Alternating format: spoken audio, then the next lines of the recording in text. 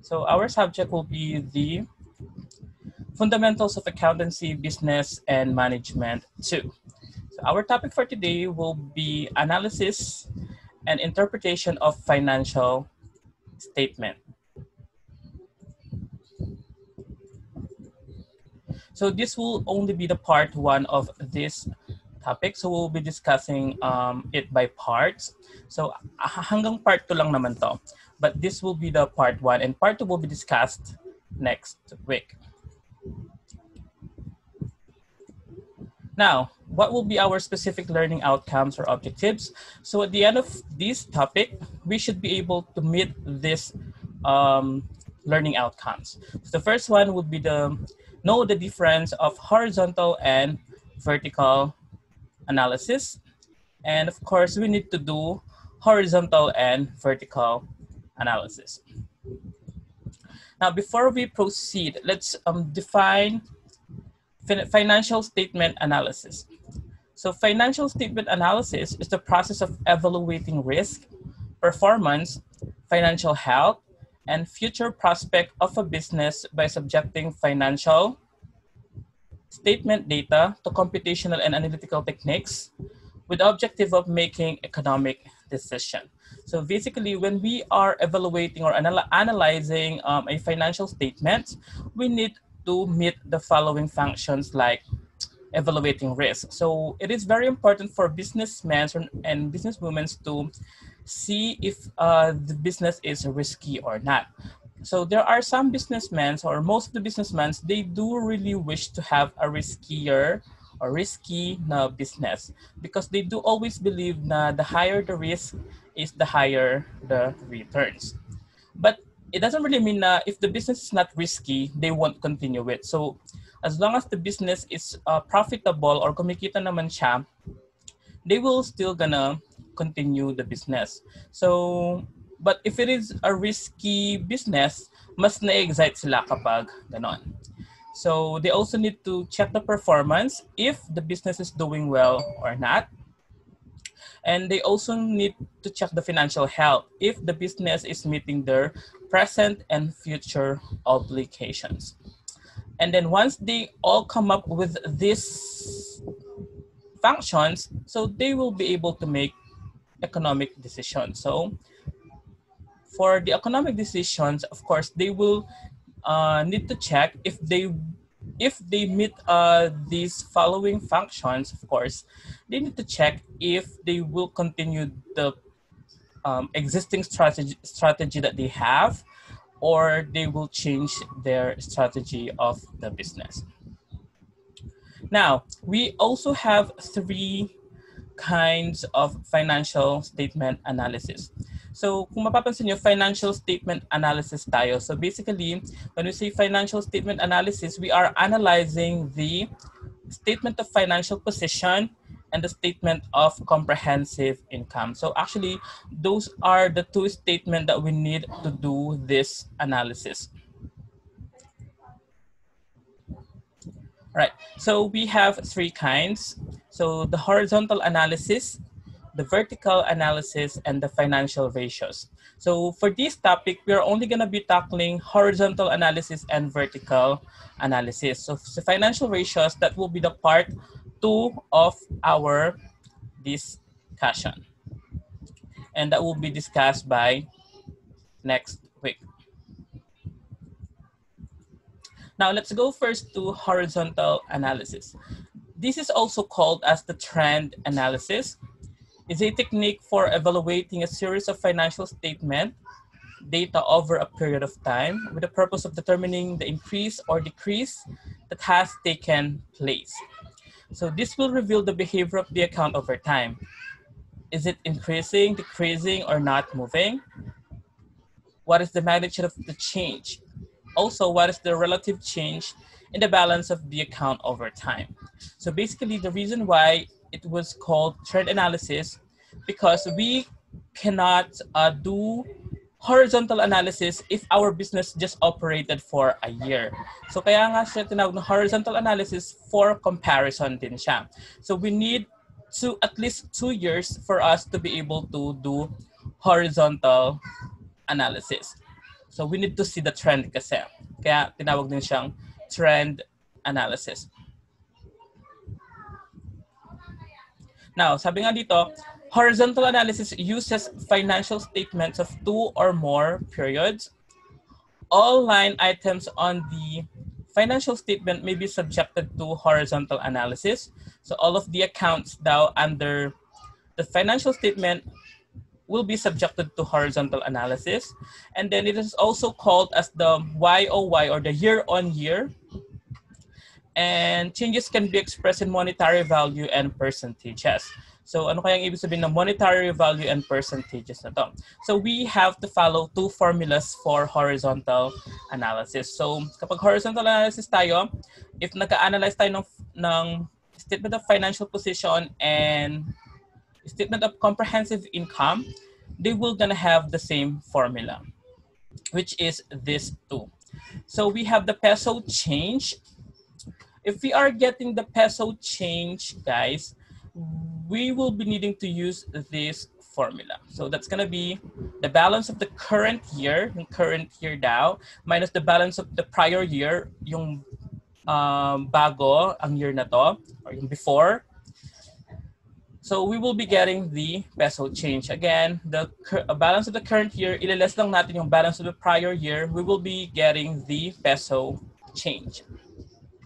And then, for the percentage change naman, it's gonna be the balance of the current year minus the balance of the prior year over or divided by the balance of the prior year. So these two formulas will be used always if we are doing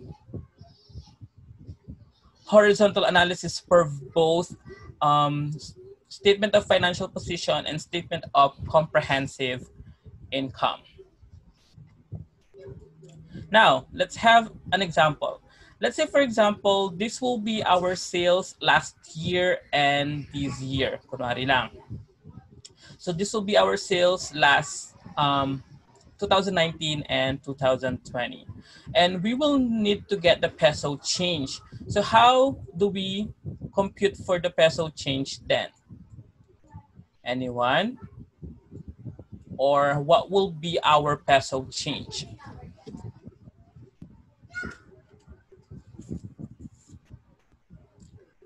Sabi ni Nicole Gabriel Palmes is 75,000. So Nicole, can you discuss how? Can you unmute please? Hello po. To get the peso change po, I minus the balance of prior year to the balance of current year, which are 175 pesos to be subtracted from 250,000 pesos. That's why I get the 75,000 pesos po. All right, so very good. So she explained it very well naman. So sabi niya, 175,000 was subtracted from, sabi niya, from 250,000. So that is correct. So basically, yung 250, sinabtract natin siya sa 175. That's why we get 75,000. So following the formula, balance of the current year, which is 250, minus balance of the prior year, which is 175. That's why we get 75,000 for our peso change. Now, how about the percentage change naman? So, magkano kaya? So when we say percentage, guys, please automatically convert it to percent. Kasi percentage ang kinukuha natin. So hindi naman ibig sabihin na hindi ko in-include yung times 100 dito is you won't gonna change it as a percent format. So dahil percent ang kinukuha natin, automatically the answer should be in a percentage form or percent form. So what will be the answer? So following this formula, anyone?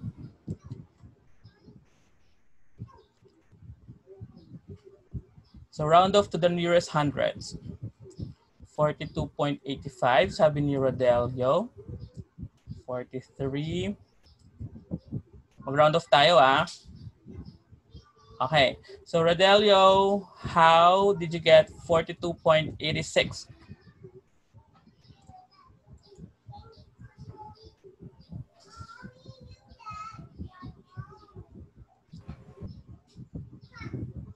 Hello po.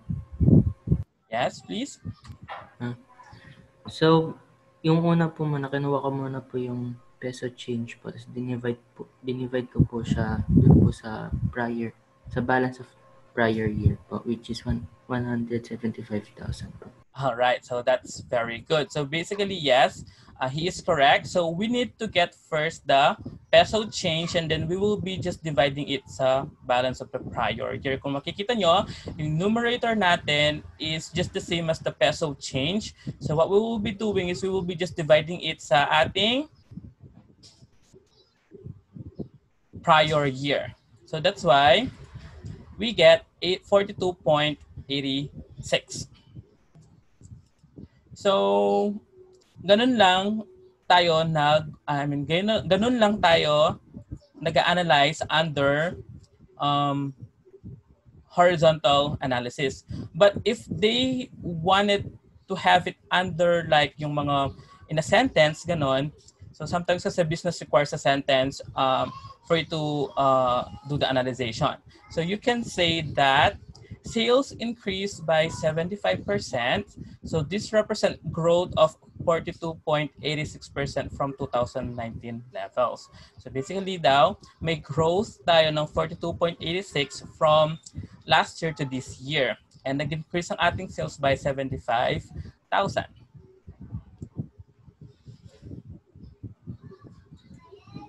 All right. So if we are doing the horizontal analysis, we just need to follow these two formulas. And if they wish to have like in words, ganon, so you can also do this one. Sometimes kasi mga values lang naman ang kinukuha ng mga company. Anyway, do we have questions regarding horizontal analysis? Before we proceed sa vertical analysis natin. All right, thank you. Okay, so let's go to vertical analysis. So sa vertical analysis, pareho lang naman ang pagko-compute niya for both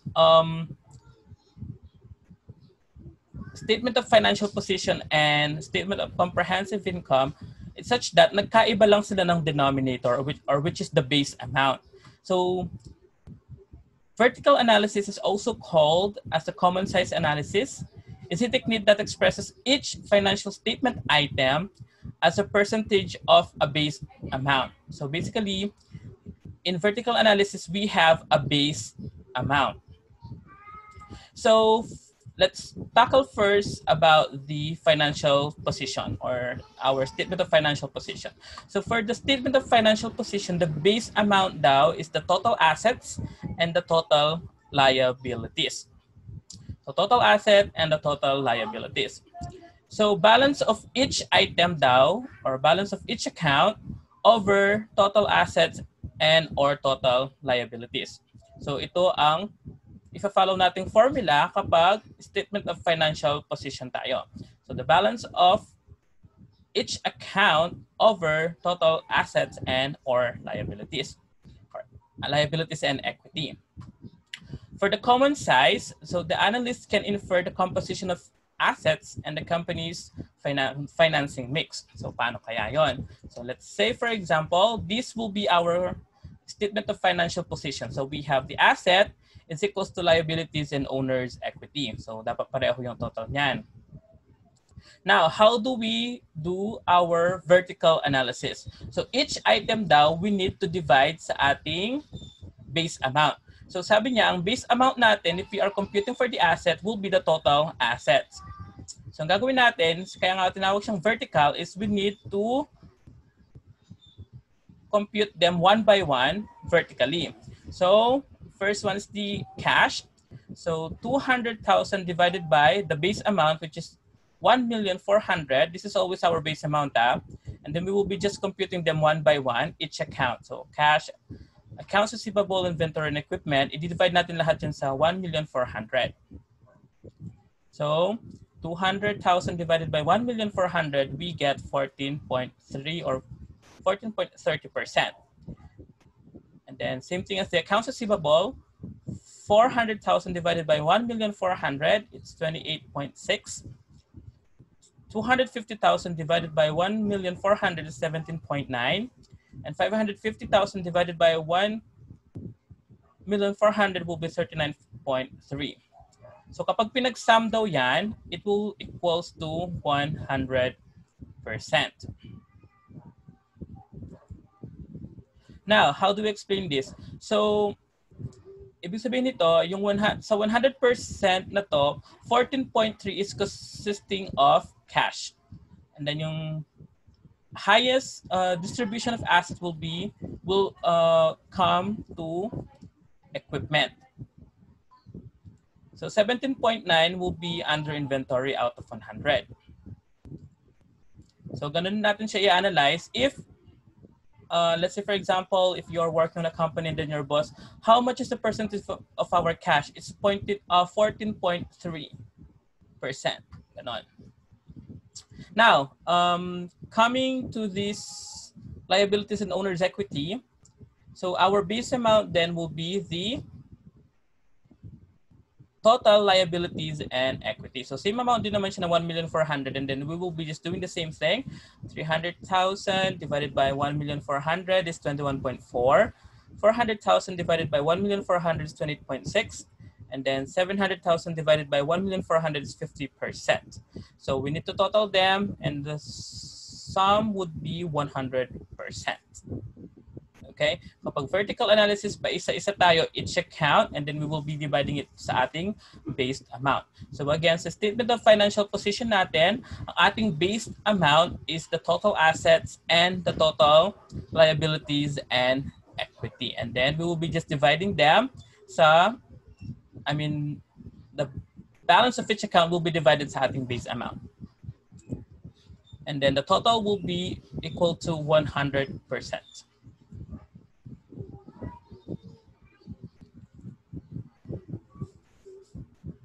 All right, so any question about the vertical analysis under financial position? So after this one, we will have an exercise so that we can better understand how to do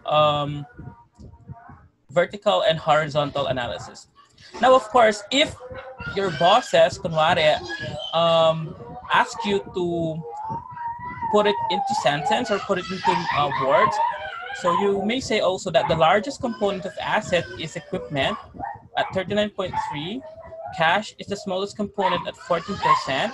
On the other hand, 50% of assets are financed by debt and other half is financed by equity. So 50% daw ng ating assets ay nanggaling sa utang, and ang 50% is nanggaling sa ating own investment.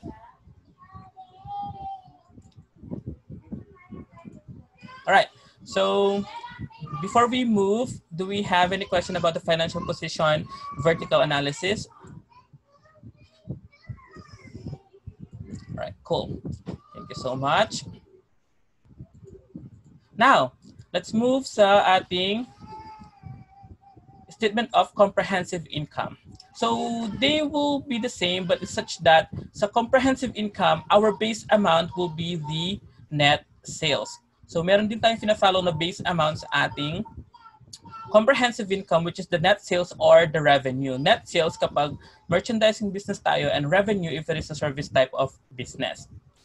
So the balance of each account divided by the total sales or revenue will be the formula that we need to follow if we are analyzing a statement of comprehensive income. Now, this will reveal how net sales is used up by various expenses, and the net income as a percentage of sales is known as the net profit margin. So you will also know this once we reach the part 2 of the discussion, but let's check it first. How do we do vertical analysis for statement of comprehensive income? So let's say, for example, this is our statement of comprehensive income. Wala pa to. Ito lang, part na to. Now we will do a vertical analysis. So our base amount will be this 900,000. And then same thing like the comprehensive income, I mean the statement of financial position. So we will need to divide all of the items ating base amount. So let's start with the cost of goods sold. So 400,000 divided by 900,000 is 44.44%. And then 500,000 divided by 900,000 is 55.56%. 200,000 divided by 900,000 is 22.22%. And 300,000 divided by 900,000 is 33.33%. So ang total na ng mga to is 100%, not including this cost of goods sold. Itong tatlo lang. It should equal to 100%. Alright? So, ganon tayo mag-analyze ng ating statement of comprehensive income. So, tandaan lagi kapag statement of financial position, our base amount will be the total assets and total liabilities and capital. And then kapag statement of comprehensive income, it is always be the net sales. Now, of course, if your boss again asks for put it in words, so you can say that the cost of goods sold is 44% of sales. So the company has a gross profit rate. So gross profit rate daw ang tawag dito. Kapag dinivide natin si gross profit sa net sales, will be 55%, and the operating expenses is 22.22%. And then net profit margin daw ang tawag dito. Sabi nga dito, net income as a percentage of sales is also called as a net profit margin. So net profit margin ang tawag kapag dinivide natin ang net income sa ating net sales. That will be our net profit margin. So kadalasan kasi sa mga problem, let's say for example, hindi naman kayo talaga ipapakompute ng lahat ng ito. So sasabihin lang sa problem is, what is our net profit margin? So all you need to do is just divide the net income sa ating net sales. So you will know this further once we've reached our part 2 of this discussion, but let's focus first on the vertical analysis. How do we compute for the vertical analysis if we are asked to compute the whole part of the comprehensive income? Ito kasi malalaman din natin to once we've reached our part 2 of this financial analysis. Okay, so again, let's focus first on the analysis, on this vertical analysis, which is yung paisa-isa natin silang i-compute. Now, before we move to our exercise, any question about the vertical analysis under comprehensive income? Sir, ba't po hindi kasamang cost of goods sold? Kasi ang computation dyan, bakit hindi kasama? Diba, normal computation ng ating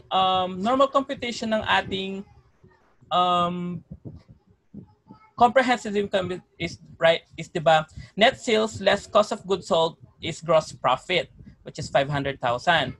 Tapos less operating expenses is 300,000. So kaya hindi na natin sinasali si cost of goods sold kasi ile-less din natin yun sa net sales natin. Like on this example, so 100% minus 44.44% is 55.56.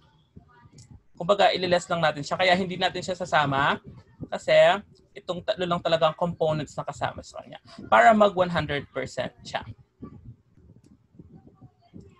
Tama ba?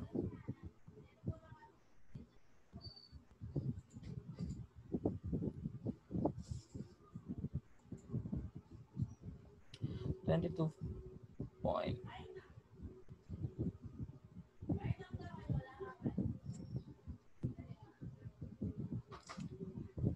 Ay, hindi pala. Sorry. So, si gross profit pa lang hindi kasali dyan. So, si cost of goods sold is kasali. And then, ang i-add natin is si cost of goods sold, operating expenses, and net income for us to be able to arrive at 100%. Kasi ile-less lang pala natin si cost of goods sold. Kapag kasi, if we are not doing these, what do you call this one?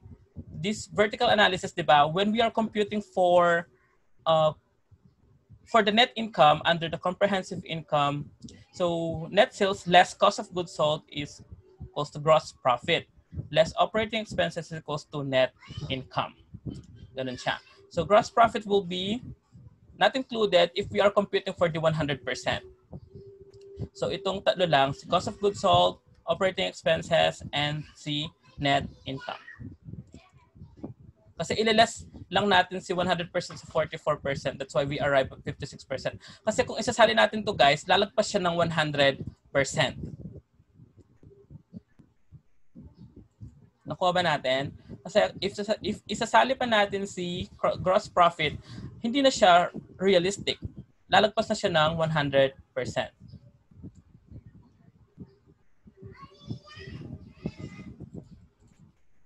So, is it clear ba? Or medyo naguluhan tayo?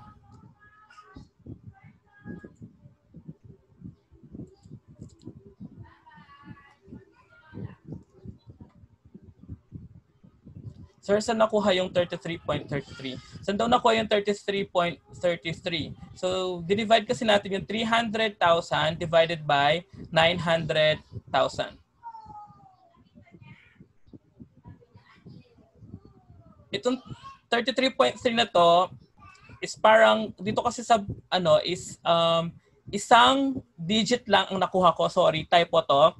Dapat, this is 33.33. So this is just a typo error guys, pero 33.33 dapat yung ating net profit margin na ito. So ang net profit margin natin kasi guys, sabi ko nga kanina, we will know more about this once we've reached the part 2. So if in case lang na let's say for example, sabi ko nga sa mga problems natin sometimes they will not gonna ask you to compute for the whole vertical analysis of this comprehensive income. So they will be just asking, what is our net profit margin? So all you need to do then is just divide net income sa ating net sales for us to be able to arrive at net profit margin. So you will know about that once we've reached sa ating part 2. Gross profit lang po ba ang hindi kasama? Yes. If we are computing for the totality of 100%, guys, hindi natin isasama si gross profit. Okay? So, lagi lang si cost of goods sold, operating expenses, and net income.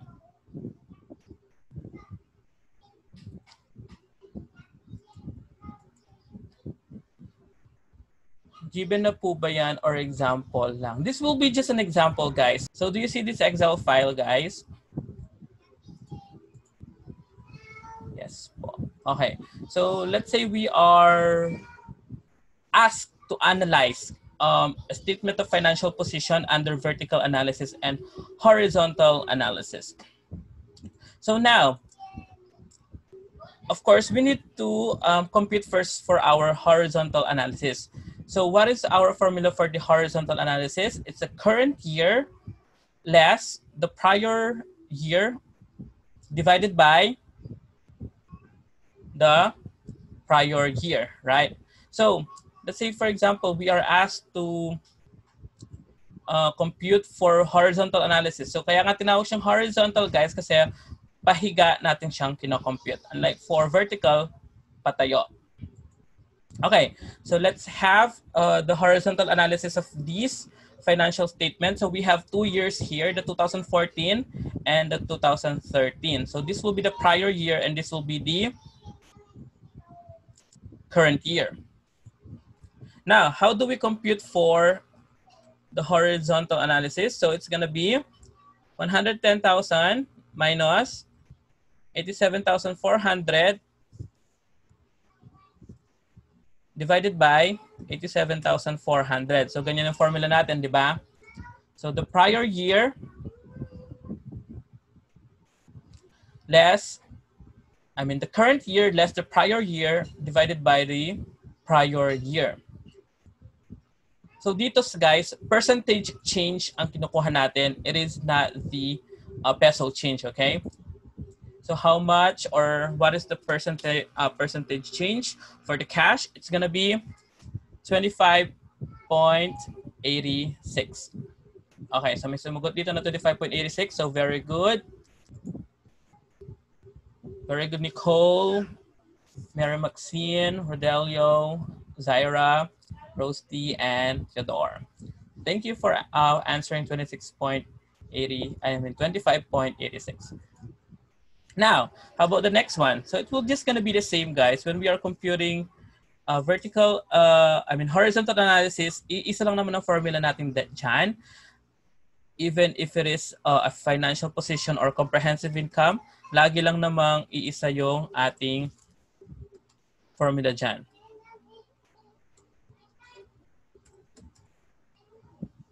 So what will be the answer here? So pinapakita ko. Actually, I can just click the cell. But of course, I wanted to show the value para makita natin talaga if how we are computing them. So round up to the real hundredths ha. Kapag hundredths, yung 2 decimal place tayo. So the answer will be 28.72. Alright.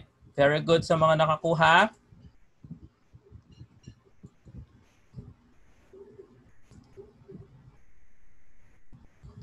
Right, next one. Our inventory.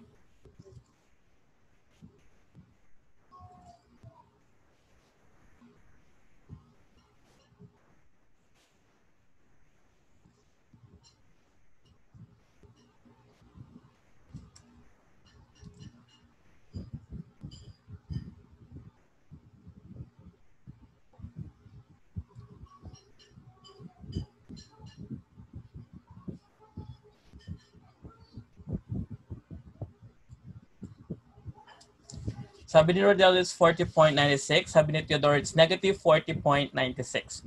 So sino kaya ang tama?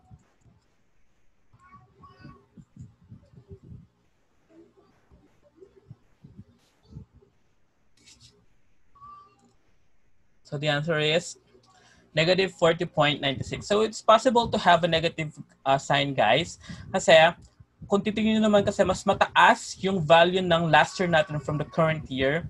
So automatically magne-negative talaga ang answer natin dyan. Kaya nga sabi sa horizontal analysis, we are getting the increase or decrease.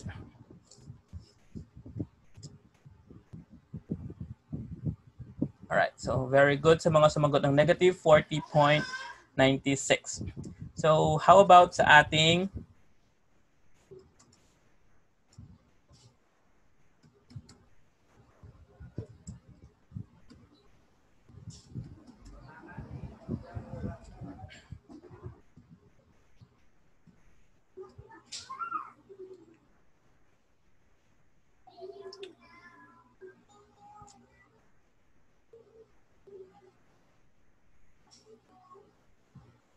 it's 174.60%.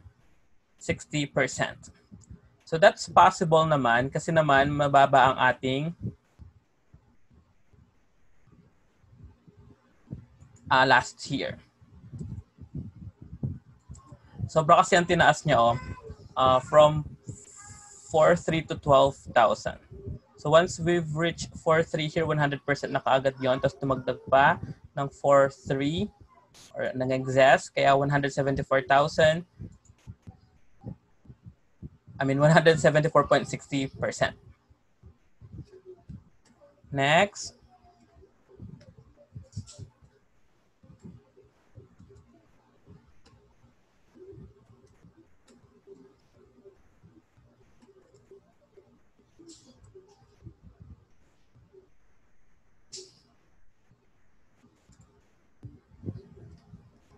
So what will be the answer for this one? It's 11.38.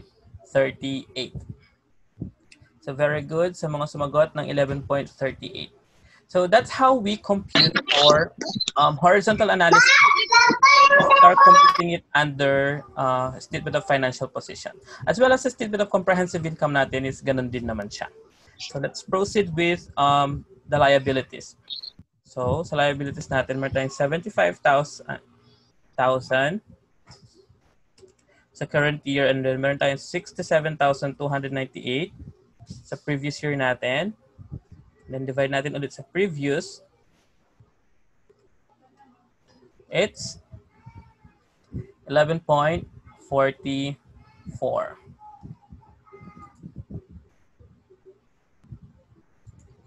Bakit may 11.45? Let's see nga.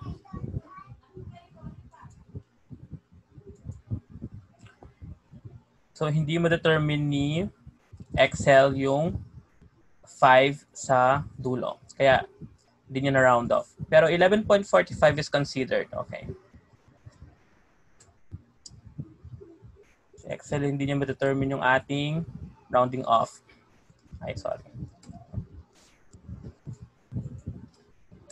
Okay, so let's have the next one. 400,000 minus 393,300 divided by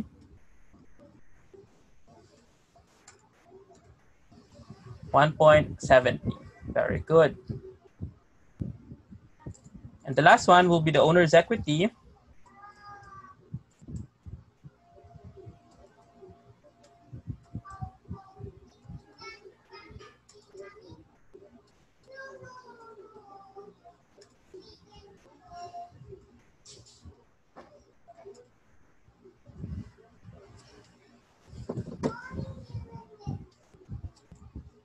The answer is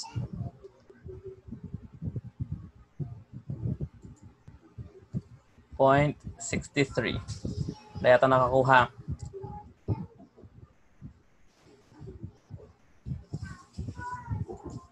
Okay, so the answer will be 0.63. Kasi mali lang naman yung difference nila eh.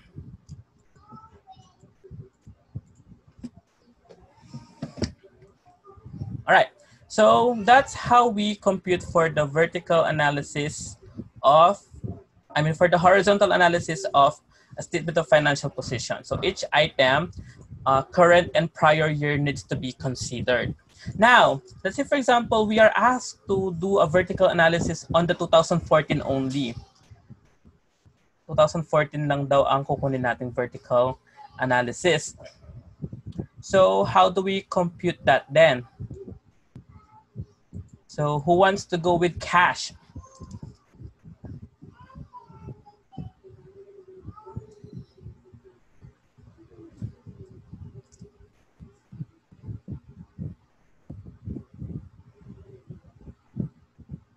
So kapag vertical analysis, meron tayong tinatawag na base amount. So what will be our base amount first? So we need to determine if how much will be our base amount or which will be our denominator.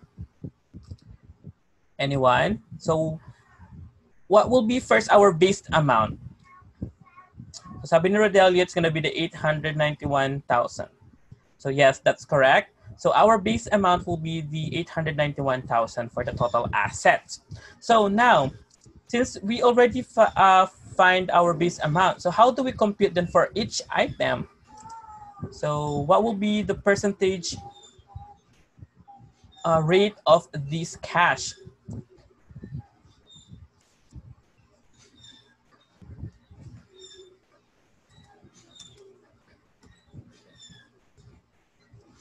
So the computation will be 110,000 divided by the base amount, which is 891,000. It's gonna be 12.35%. So very good sa mga sumagot ng 12.35%. And how about ating accounts receivable?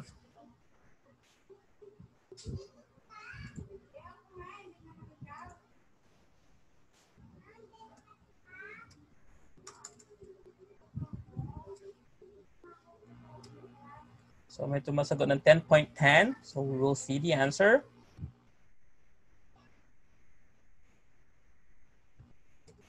All right. So yes, it's 10.10%. Very good. So sa prepaid rent natin,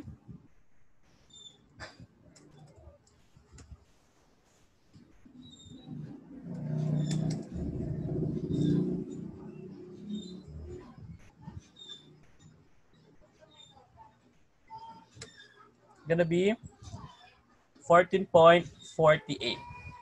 All right, so very good sa mga sumagot ng 14.48. Next one, that's for inventory pala kanina. So prepaid rent pa lang tayo. It's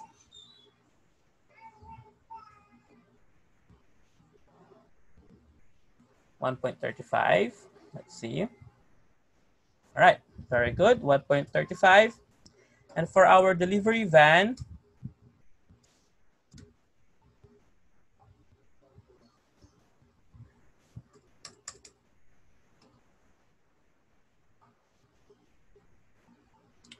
$61.73. Yes, correct. It's 61.73. So that's how we compute for vertical analysis. So we always have a base amount. So yung base amount natin, i-divide natin sa ating each item, ng ating financial position. Now, let's proceed. So same thing, our base amount here will be the 891 since dapat balance ang ating assets, liabilities, and capital. So it's 8.42. Next.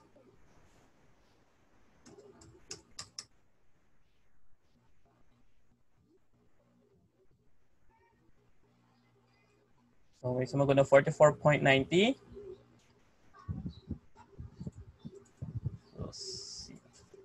It's 44.89.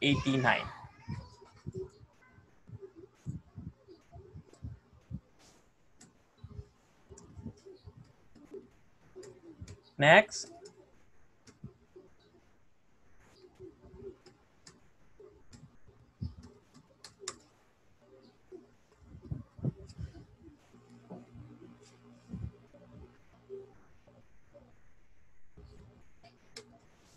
All right, so yes, it's 46.69 tayo under owner's equity.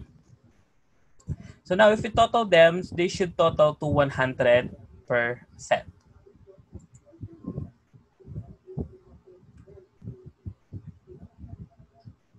All right, so that's how we compute for our vertical analysis for statement of financial position.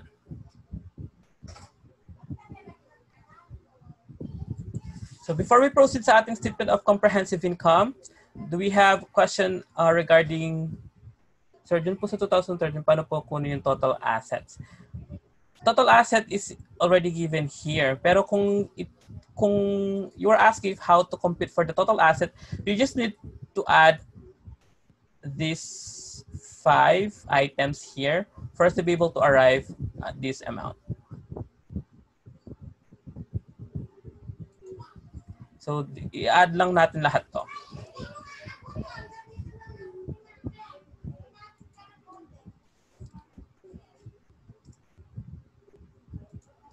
So now, since we are only asked to compute for the 2014 vertical analysis, so we don't need to compute for the 2013 then. So, let's say for example, if you are already working in a company and then they ask you to prepare a vertical analysis for 2014, of course, you really don't need to prepare this 2013. So the reason why I just put 2013 here so that we can also do the horizontal analysis at the same time. So we are hitting 2 birds at the same time. I mean, we are hitting 2 birds in 1 stone pala. All right, so how about kaya sa ating comprehensive income? Let's say, for example, this will be our comprehensive income. So we will need to compute for our horizontal analysis as well. So same formula, the current year, which is the 810,000 less the prior year na 686,000 divided by 686,000.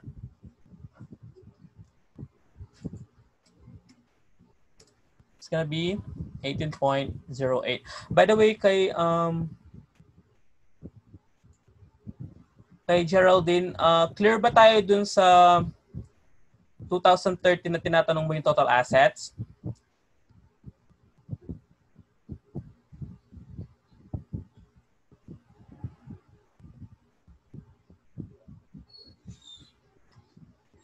So, iba po nalalagay ko po, inad ko po. Iba naman na ba sasagot? Kasi look, kapag inad ko kasi to, ayun no, nandun naman Sam, sabi niya 874.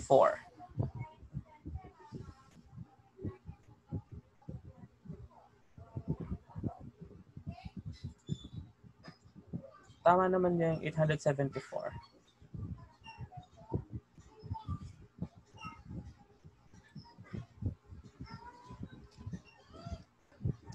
Sa Excel kasi, if you are just gonna go highlight the 5, yung total niya kasi nilitaw naman sa ilalim. So, tama naman ang total niya, 874,000.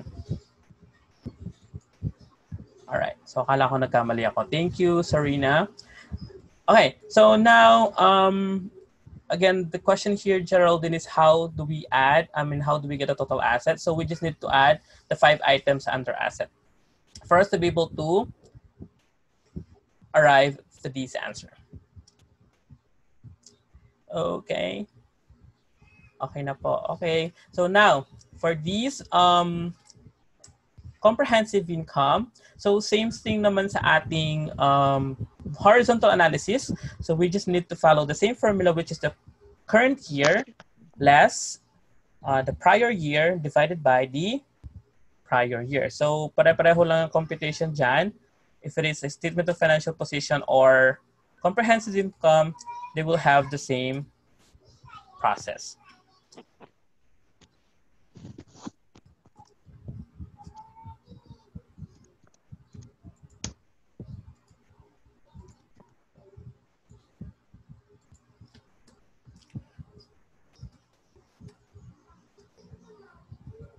$161, 700. Yes.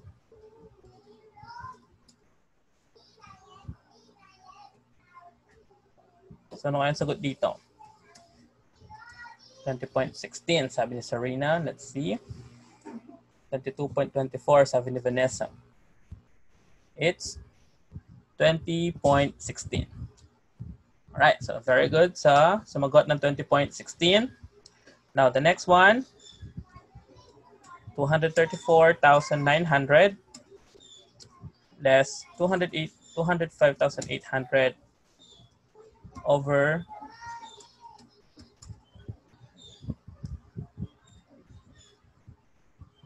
it's 14.14. Actually guys, pwede naman din akong mag-compute ng ganito.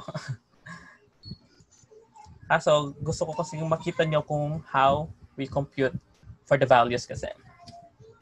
Pero for this one, let me just do this. Since alam nyo na if how to compute it with values.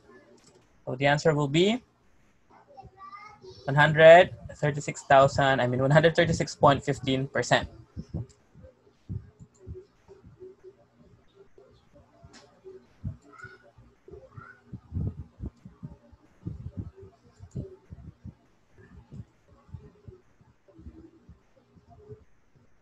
All right. So now, for this one naman, let's say for example, your boss asked you to compute for the vertical analysis of 2013. So this time 2013 naman daw ang gusto niya makita. So let's compute for the vertical analysis. So paano nga ba natin kino-compute ang vertical analysis? Kapag statement of comprehensive income, so first we need to find the base. What will be our base amount? So or how much would it be?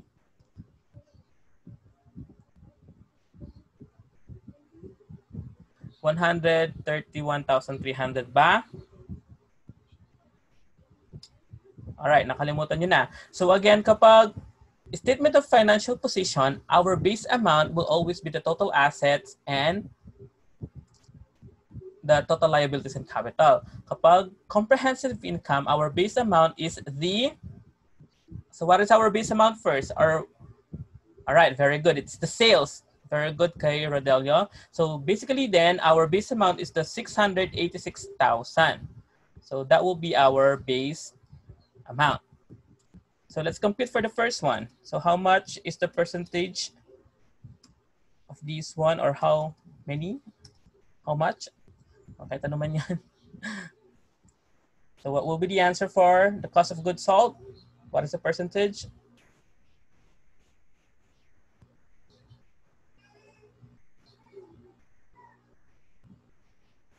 43.99, sabi ni Nicole.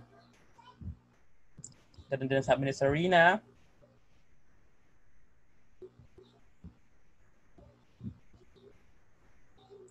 Right, so, wait, hindi siya naka 2 decimal. Wait lang, ayusin lang natin. Yes, it's 33.99.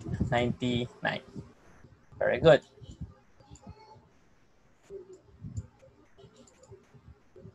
Okay, so how about for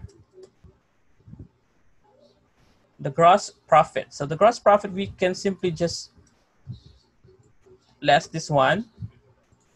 Napahaba naman.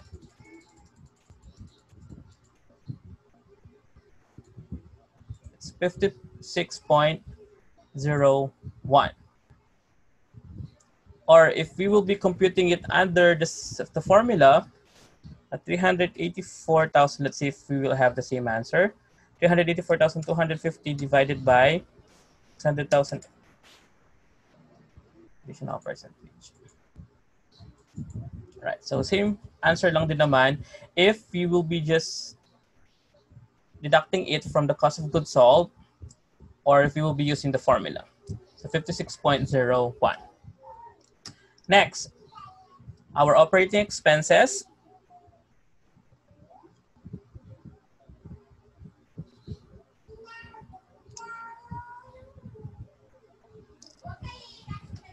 $205,800 divided by, it's 30%. Wow, samakto siya. And then interest expense,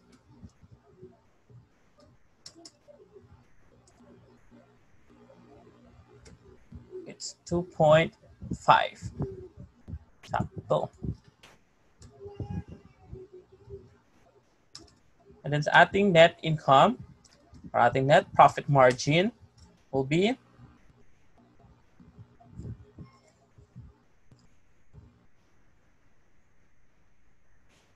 23.51. Di ba siya nag-pass?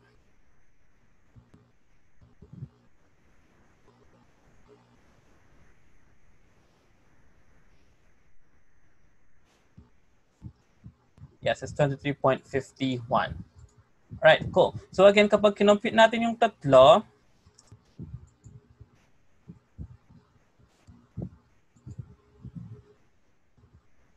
or actually apat siya dito kasi dalawang expense natin. So it will equal to 100%, which is the same as the sales. Kasi hindi natin kailangan isama si si gross profit. Kasi dineduct lang naman natin yung dalawa to arrive at this percent.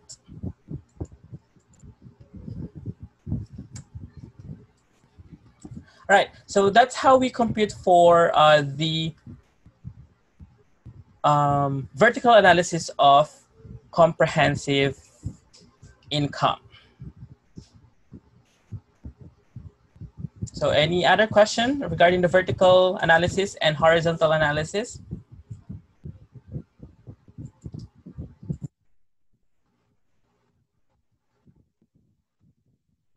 All right, so thank you, Rodelio. And thank you also for everyone. So if you have some questions, guys, you can raise it now so that we can all clarify them.